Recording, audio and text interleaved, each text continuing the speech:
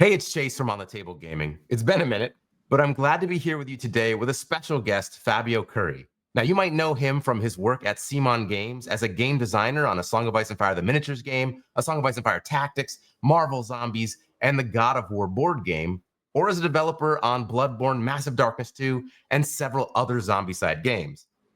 And while he's had many roles and titles in the A Song of Ice and Fire community, we always just knew him as Fabio. Today, we're going to be talking about his departure from CMON Games and learning about his new role as head of games at Loot Studios.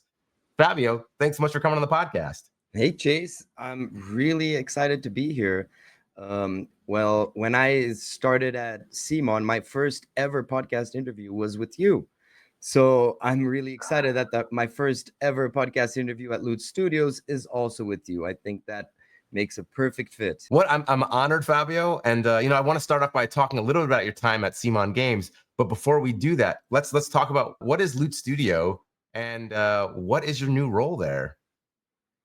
All right. So Loot Studios is a very successful STL miniatures company, right? And I guess if you have a 3D printer or if you're in the miniatures community in general, you've probably at least heard of them, right? They are huge. And they decided to break into the miniature games market through their new game, Malediction.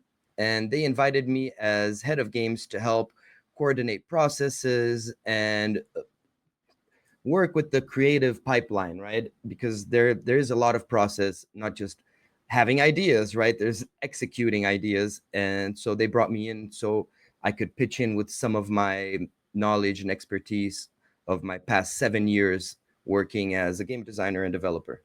7 years. Oh my gosh. So it's kind of weird to be like, you're a veteran of the industry now.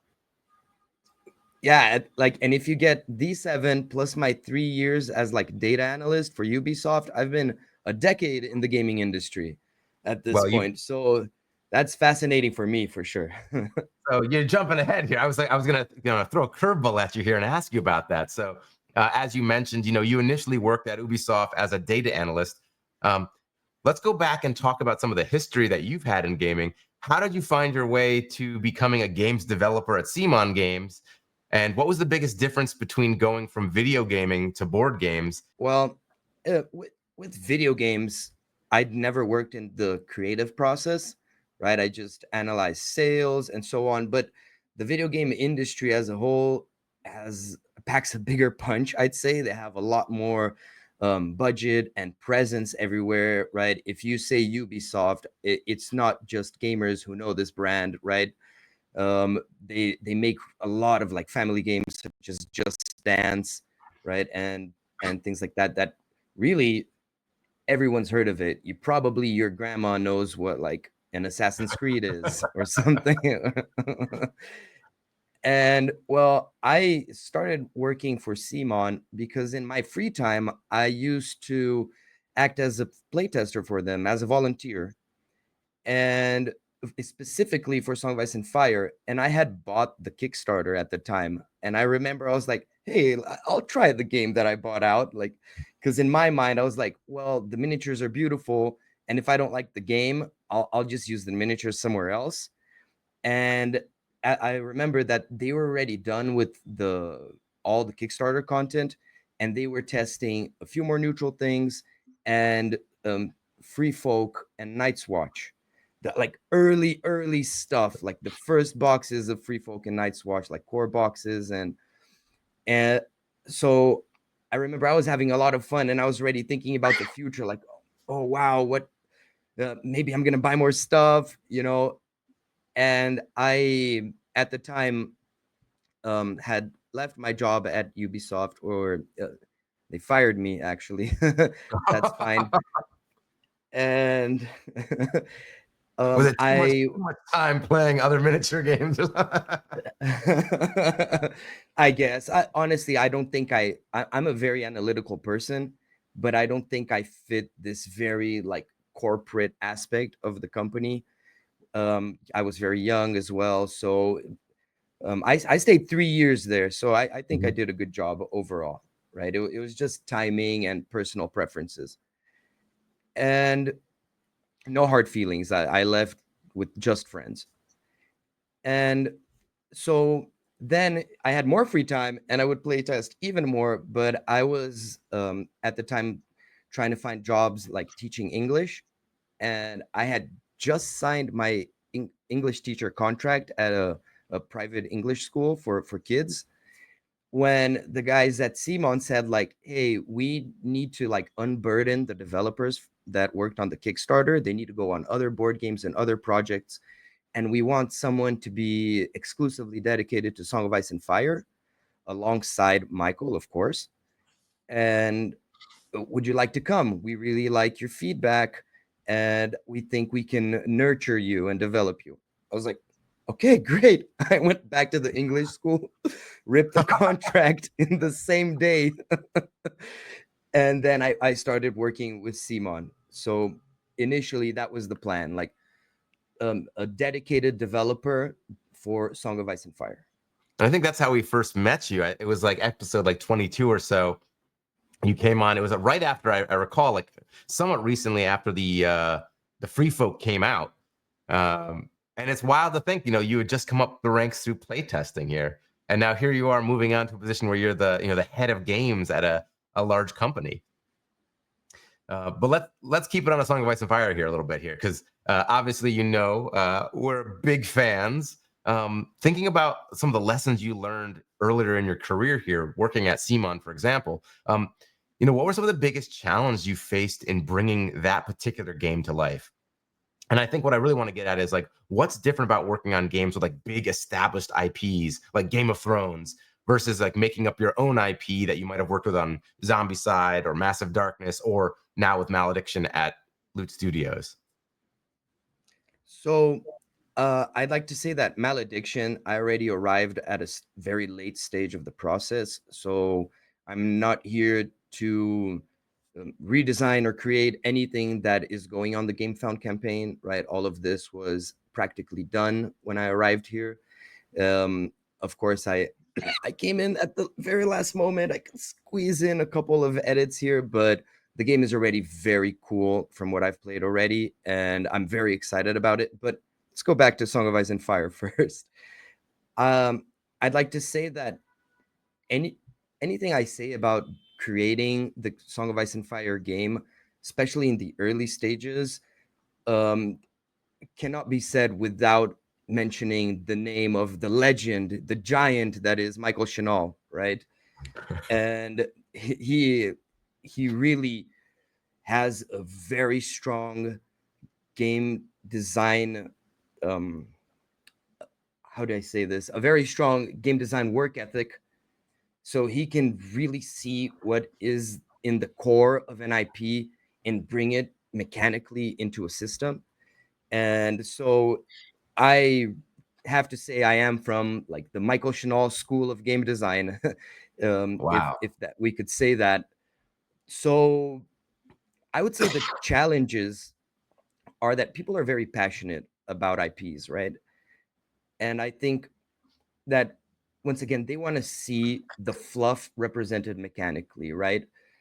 It I could make a Jack and Hagar be an amazing swordsman, but if he does not face change, then he's not Jack and Hagar. And I Right. think that's the main challenge. And at the same time, it's one of the things that makes our job easier when you're working with an IP because you already have a design direction, right? In a sense. Do you So prefer having those like kind of guardrails where you're trying to like take this thing and make it reality in a board game, or do you prefer to be able to like create a concept from scratch? so this is game design philosophy. It depends on the person. In my personal opinion is if I don't have these boundaries, the first thing I'll do is build them. Mm, So let's say we were building an IP from scratch. We would have to first sort of create the fluff behind it, and then it's easier to direct the game design, right? Because if you say make a game, what do you mean? Is it a miniature war game? Is it a dungeon crawler?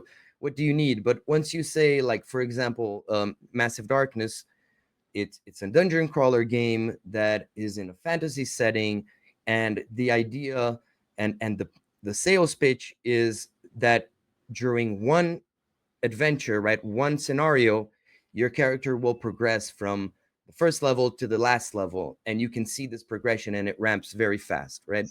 Once we have this figured out, then everything else gets easier, right? Because we know what we want.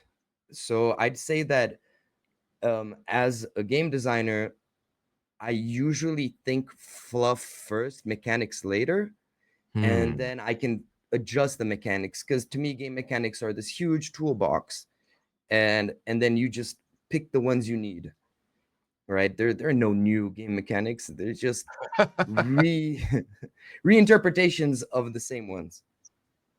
And it's kind of like how you bundle that together. I think that's what stood out to me so much about A Song of Ice and Fire was that it's a somewhat simple game, right? And I like that the complexity of the game wasn't in the rules necessarily, but was actually like in the table and the positioning. So I spent a lot more time thinking about strategies and like actually playing the game and being immersed than pouring through codexes or books to try and figure out like how certain rules interactions worked out. Um, in your time at CMON, was there a particular moment or a game that you worked on that really taught you something valuable about game design? I think there are many games that while working at CMON taught me something, right? Every time you're working, you're learning. But I'm gonna try to like distill like into a couple learning points and a couple of games. I would say, first of all, Song of Ice and Fire taught me a lot, especially because of the Herculean effort and the amount of different SKUs, like Hmm. different boxes and products. That that really is daunting if you don't have a plan. So Song of Ice and Fire, through Michael Chanel, right? I have to mention his name. He's been a mentor for me for like so long. Um, I learned for planning. You need to have for planning. Once we Hmm. once the Kickstarter was done, I looked at documents that were made 1-2 years before the Kickstarter, mapping out all the factions, sort of already sorting out what the boxes are going to be, what are the hero boxes, what are the unit boxes, what are they going to have. So if you don't have this for planning, you cannot create a competitive game. And Hmm. it's really interesting because if you start saying, "Oh, I want to make a competitive tournament game," then I think you're already started wrong. You need to make a good, fun, engaging game. Then you need to do your job and make it well balanced and well rounded. And that will make it a competitive game. That will create a competitive scene, right? So I think that was really um, one of the most valuable lessons I ever had, right? Because especially if you think, oh, I'm going to make a miniature war game, it's where do you start, right? And so you need to map it out. It's really interesting as well. I think Song of Ice and Fire also taught me flexibility. So if you look at the SKU numbers, right, in the War Council app, Yeah. you'll see that like Martells are 7.0 something and Greyjoys are 8.0 something, like 700s and Oh, 800s. yeah. Yet the Greyjoys were released first, right? Hmm. And that's the flexibility, because as we were advancing the product, we saw that more people wanted the Greyjoys. Yeah. So why not? Why not do them first, even though we already had the barcodes and All this those plan Martell to? fans out there now are like, why did we have to wait an extra year? No. Uh, well, they could have been louder. I'm just joking. They keep waiting. That's Yeah. Doran. He doesn't Oh, ever that's say what he right. That's right. wants. It was ultimate thematic play on your marketing team or sales team here. That's And the amazing. Greyjoys, they love to jump the gun. So That's hilarious. I think, you were talking previously about sort of mentorship there, and that's something that personally I'm a big believer in. And you work closely with lots of people now in the industry. Are there any folks that you're particularly appreciative of, having had the time to work with to help kind of show you the ropes and develop to where you are now? yes, for sure. Once again, I'll start with Michael Chanel. He taught me that hard work pays off, and logical arguments beat feelings. So if you say, oh, I feel this unit should do this, or I feel this guy is so strong, that's not really an argument, especially when you're talking between developers, right? As a Right. player, you're entitled to this because it's your opinion. But once you're trying to change things, you need facts, right? And you can say, oh, we found this through playtest data, but you can also say, oh, look, I did some math work, right? And so this is a very valuable lesson. I think another name that I'd like to talk about is very briefly Eric Lang. He's really smart when it comes to figuring out, and this is his term, like what makes a game sexy, Okay. right? And and I think that you can learn a lot from him because he muddles the water of what is a Euro game, what is an Ameritrash game, Yeah. what is a miniatures war game, right? And you can clearly see this through his designs such as Blood Rage and even his influence in the Song of Ice and Fire, right? And he creative work is always collective. Hmm. And so you can never say this is this person's idea or Right. that person's idea, but he did really heavily influence, for example, the presence of the tactics board, right? So, and this is clearly, if we want to break it down, and it's clearly a worker placement Eurogame mechanic Right. that we applied into a miniatures war game, and that is brilliant, right? And like I said, no one does one thing by themselves. A game is not this Frankenstein of like, oh, this is my arm and your leg and his Right. eyes. No, like as the process goes, it all transforms and it belongs creatively to everyone involved, right? Even like our producers, who are the people who help coordinate pipelines and talk to factories, even they pitch in, right? So it is a collective effort always. Like the graphic designers and the graphical artists also impact the game, you know? Like when I make a card, it looks terrible, right? And I know a lot at this point about like order, like of information, like where people read first on a card. Is it the card on the table or are you fanning it out in your hand? These things matter, right? And Hmm. game designers and game developers have to know this kind of stuff.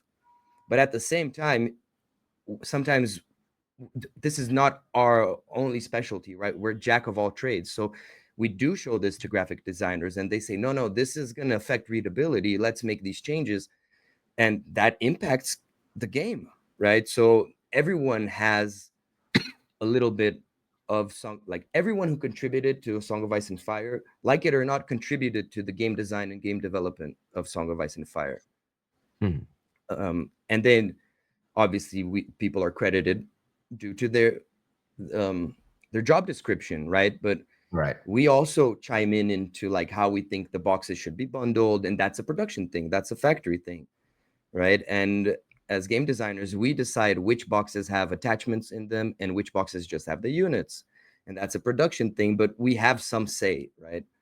So just to make it very clear, but once again, Eric Lang, I think he helps he helped a lot the gaming industry as a whole, and I learned this a lot from him telling me these things of there are no definitions. Games have to be great games. You don't have to make a Euro game. You know what I mean? Right. That's like The if you're labels are sort of stuck to reductive, these, right? and they hurt you because then you're stuck in this little box. Right. And I think that's where A Song of Ice and Fire felt so innovative, right? And still, I think people are constantly discovering this game and going, wow, this is so cool because it speaks to different sensibilities, right? It kind of blends some personas together, while not really having to sacrifice too much. For sure. I think sometimes when we talk about people moving on to new positions, and congratulations on your new position at Loot Studio, sometimes that can introduce like a little bit of trepidation into existing communities. And you've been such a big part of the Song of Ice and Fire community for so long. Where do you see the trajectory of A Song of Ice and Fire? Should people be concerned? It's like, oh no, if Fabio's not there, like who's at the wheel? Like, oh my gosh. Oh no, not at all. Like we should not be concerned. Song of Ice and Fire is a great product and a great project, and it's in very, very capable hands.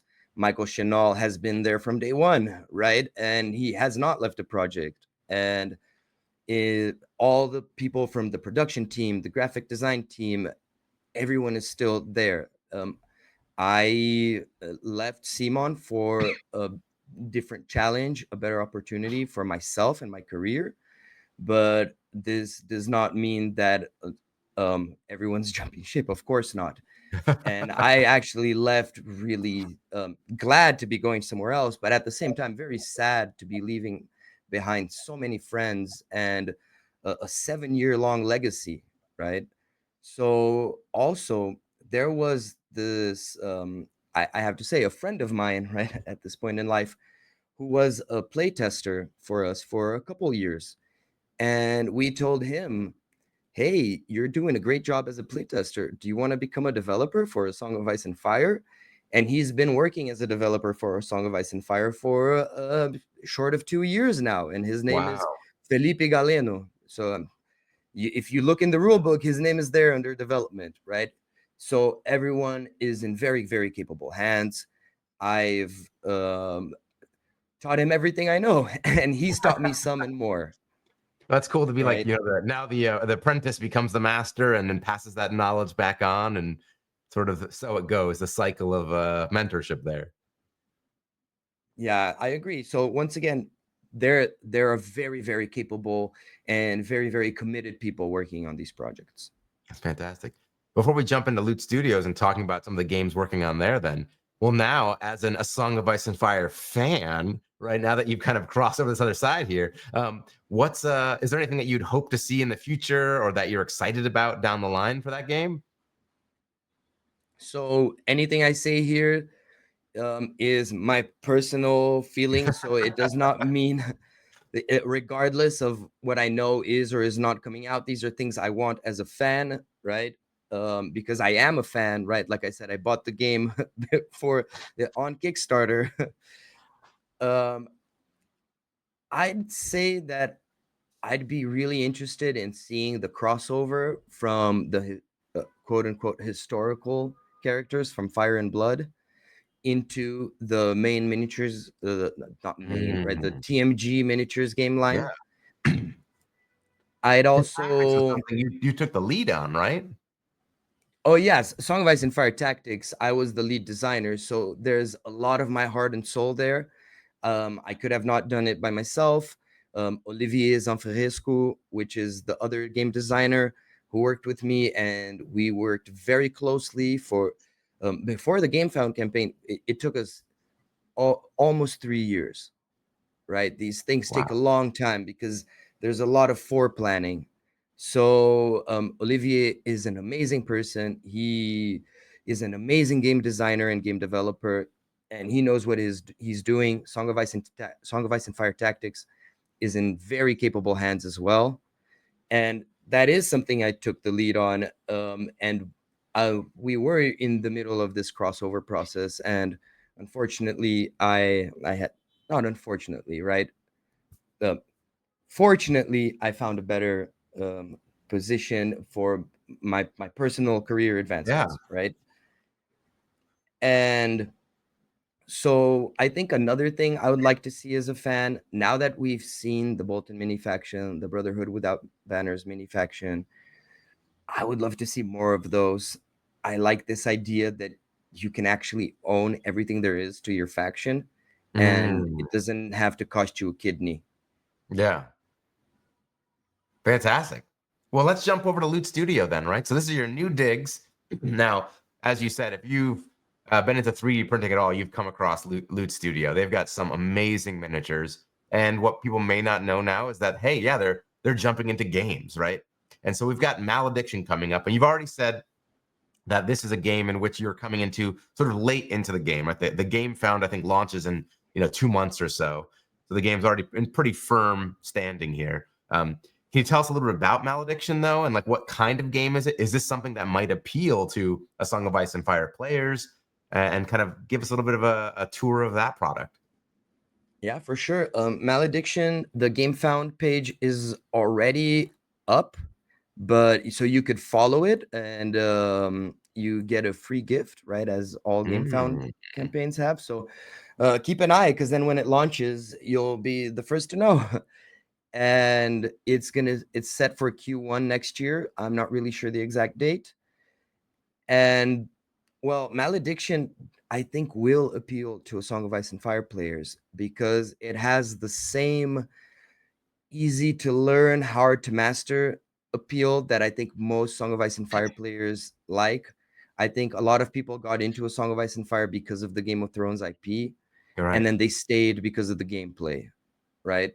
Yeah. And Malediction has a lot to offer because it it is this very unique game that it converges tabletop miniatures games with card games, more in an LCG style, so you don't really have Hmm. to like go nuts and open a bunch of random packs to find the thing you want, right? And really, since it's Loot Studios is a 3D miniatures company, like an STL miniatures company, the box is really amazing because you'll come with like a I think it's a QR code. Like, don't quote me on this. Yeah. I've been with at Loot Studios for a week, right? But you'll be able to get the STL files once you have the box. You'll have ownership of the STL files, and I honestly think this is the future.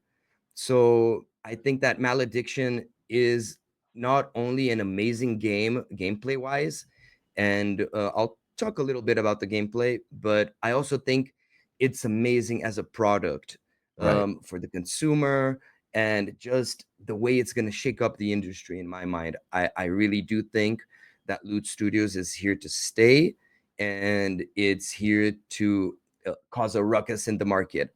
So Love these they'll be disruptors. Malediction will be at PAX Unplugged. So Okay. if this episode comes out before then, go check it out. And also, but keep an eye on all the big events. Um, they are very committed to show that they're here to stay and that they're very present.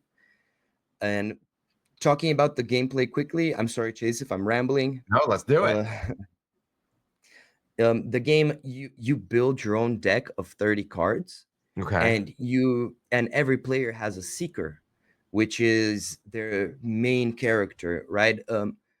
I want to say like the commander of a Song of Ice and Fire, but Okay. instead of being an attachment to a unit, the seeker is a unit unto itself, and it's a very, very powerful, game-changing unit.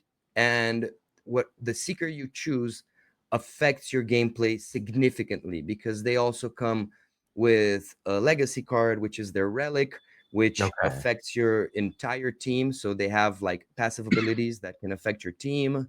And what are we trying And to do here? Is this, I'm battling out. It's 1v1. Is this a kind of a skirmish style game? oh, sorry, yeah, I'm already You're ahead excited. of I the can tell. basics. It's a skirmish game. There is a 1v1 and a 2v2 mode. I really like it that Oh, you'll there's a use 2v2 native. You guys are baking that in. Oh, it's baked interesting. in. Okay. And also, um, with the really cool thing in my mind is you start with no units on the battlefield, Okay. and you have to play them through your hands. So players start with echoes, which is the resource they have to use cards, and they Okay. can use either during every round has a deploy phase. Okay. And at the start of each round, you can spend these echoes to deploy your units, but also during the action phase, where we're activating our units and it's alternate activations, you can spend these echoes as well to cast spells from your hand. So they can be damage spells, they can be extra move spells. So you really have to manage your resources, your echoes, very well. Although you do gain some echoes at the start of every round, Hmm. if you burn out all your echoes, you'll spend a couple rounds only deploying lighter units, or maybe not being able to do that really big special combo. So every round you have to think, do I want more table presence, Yeah. or do I want to be able to dish out effects? And the objective of the game is scoring mastery points, and you Okay. can score those by killing units or by claiming relics.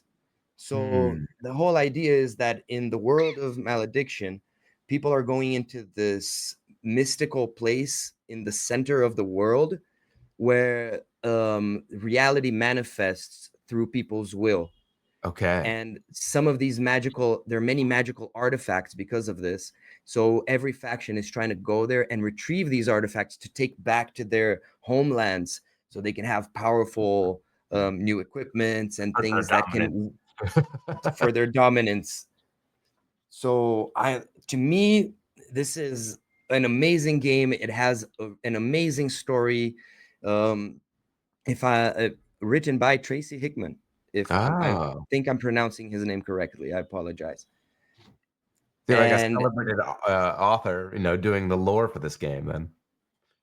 obviously the miniatures are just beautiful, beautiful. Because Loot Studios does not mess around with Right. miniatures. Oh, well, yeah, I think that's 100% people. That's well known. No pressure there, right? You're gonna have a game to match those beautiful, beautiful prints. Yeah. So once again, I think this game is easy to learn. It's very, very intuitive, especially if you're already played any miniature war game or any card game. Because of this overlap, I think it can cast a net into a wider audience. So, I mean, you mentioned on this before. That sounds amazing, and I'm really excited to try it out. I've got a 3D printer here, so I am familiar with Loot Studios for sure. I'm a little bit nervous in that I've cooled my jets a little bit on 3D printing because I found that I was able to print at a speed which outstripped my ability to paint them. And looking behind you here, no judgment here, but it looks like maybe that's the same for you as well. I see some gray plastic up there. Oh no, I'm at the office. These are not mine. I Oh God, wish. come on, Luke I Studios. You wish. just gotta get the painting. Mike Meeple somewhere is going, why? Uh, looking at the industry you're talking before, I think Loot Studios is really positioning itself in a strong place. I think we're in a kind of a revolutionary period here, right? Where the industry is shaping, and you can now have the capability to print these miniatures out at home. Um, what's your kind of like big picture looking at the industry landscape? Like, where do you see tabletop gaming heading in the future? Any trends that you're particularly curious about?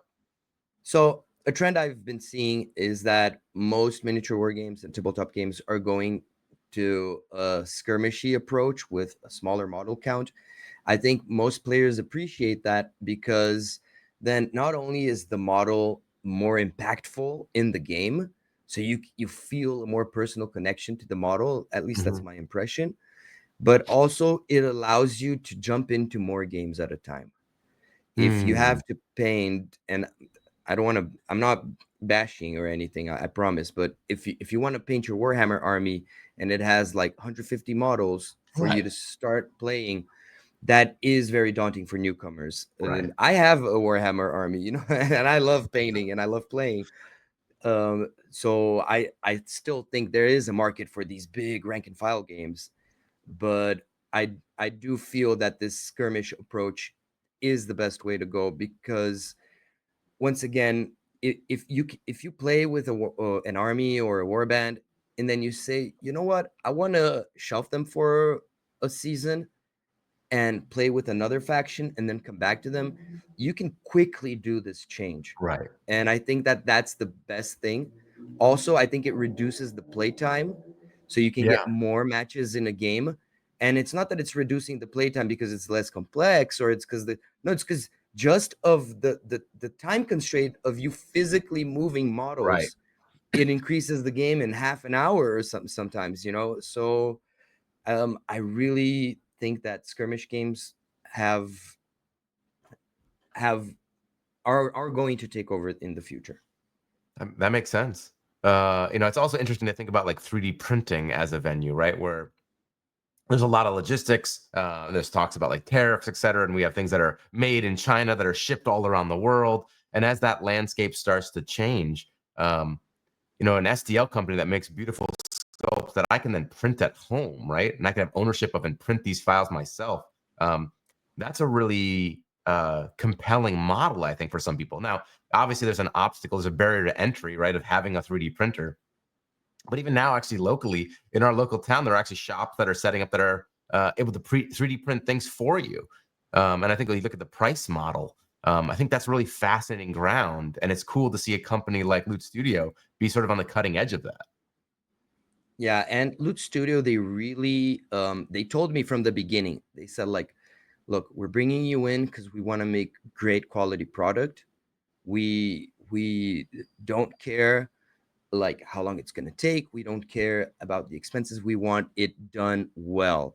Hmm. So the I've seen the cards. The card quality is amazing, amazing. And I've seen the components. Everything is so well done. They pay so much attention to detail, and to me, that's already like when you can see when a game was built with passion and love, Yeah. and I think that really reflects in Malediction. And at the same time, the boxes, they will come with standees, so you can play out of the box. You don't have to buy the starter box and then take the code and go print the stuff. They already have like all you need to play inside the box, and I think that's good because it lowers the price of the product, and um, for the end consumer, I mean, Yeah. right? Yeah. Yeah.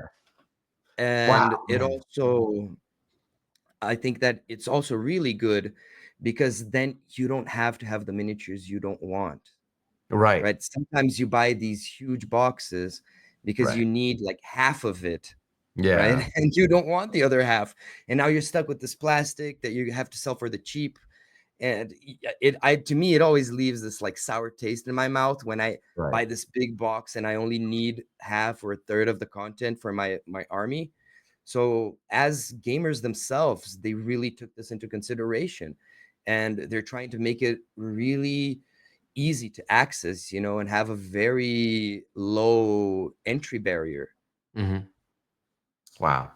I mean, it's amazing. And I think it gives me a lot to think about of like just how much the landscape has changed in the past, 7 years. War games have come and gone. Song of Ice and Fire still chugging along, nice and consistent here. It's got a really good, rabid fan base. Um, but seeing kind of some of the bigger names that have come with different IPs and how they've struggled and the lessons they've learned, um, I think I think the market is primed for something like a game from a company like Loot Studio to really do well and kind of be part of the vanguard for changing maybe how people play and interact with miniature war games. So I'm really curious to see how this game found goes, and it's something I'll be certainly following. Excited to see how that develops. And at the least of it, Loot Studio has such amazing sculpts that I know I won't be disappointed there, and I'm excited to see what the gameplay is like for Malediction. As we start to wrap things up here, I want to give you the final word. And while I'm sure folks from different gaming communities, all appreciate your work, I've always felt like the A Song of Ice and Fire community had like a particularly strong claim to you. Uh, is there any final words you'd want to share with the A Song of Ice and Fire community, and then anything you'd want to say to your new loot community? Yeah, for sure. I really have a lot to thank from the Song of Ice and Fire community. Even from 7 years ago when we used to do April Fool's jokes on Facebook, and to Had a this lot of very fun. day with like Visions in the Flames and seasonal Yeah. updates. And there's so many YouTube channels now that talk about Song of Ice and Fire, miniatures game. So I am just simply grateful. I've made a lot of friends in the community, right?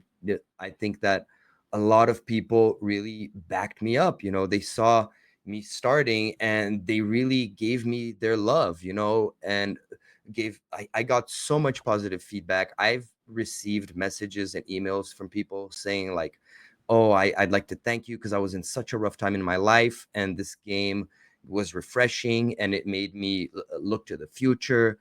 And I never thought that would ever happen, but it's not been just one person, it's been many people. So, and I try to reply to everyone. Like if I have never replied to you, it's probably I didn't see it, or like Facebook put it in like the spam messages or something. So yeah, I I have friends in the Song of Ice and Fire community, and although I might not be designing or developing the project anymore, I am still a Song of Ice and Fire player. And who knows? Now I'm allowed to go on tournaments. Oh, you're So people with the Baratheons are gonna be I don't know. I don't know. well. Maybe I'll go under disguise, but most people know my voice. What are I you don't gonna have a know. mask or something? Oh, it's the not Fabio, not Curry or something. You'll do. Got it. And for Michael the Manal. and for the Loot Studios and the Malediction community, all I have to say is welcome aboard. The water in the pool is warm, and the game is amazing. I've not played enough of the game to say that, oh, I'm already a great player, but I've played enough to already fall in love with it. And I've on my free time, I've been like building my decks and choosing different seekers and seeing what can I do, because it's once again simple to learn, but at the same time very robust, and there's a lot of design space that we can explore through Malediction. Well, I'm super excited for you, and I've always enjoyed following your work. And I would say, I said I'd give you the final word, but I do want to say thank you on our behalf and on behalf of the community as well. I think, certainly you've given a lot of joy, time, and attention and friendship as well to so many people, I think, including me. And yeah, it's meant a lot. And like, games are powerful things, man, right? It's like these are things that can bring friendships even beyond. I've met a lot of people through A Song of Ice and Fire. You make really cool connections. And thank you for being like stewards of such a powerful game and so many powerful experiences. I'm really looking forward to seeing your kind of transformative work over at Loot Studio. And I think we're waiting with anxious breath here to see this game found and what's in store from that game. And I think, for everybody else who's looking out, stay tuned for more content from On the Table Gaming. And in the meantime, we hope you get your miniatures on the table. On the table.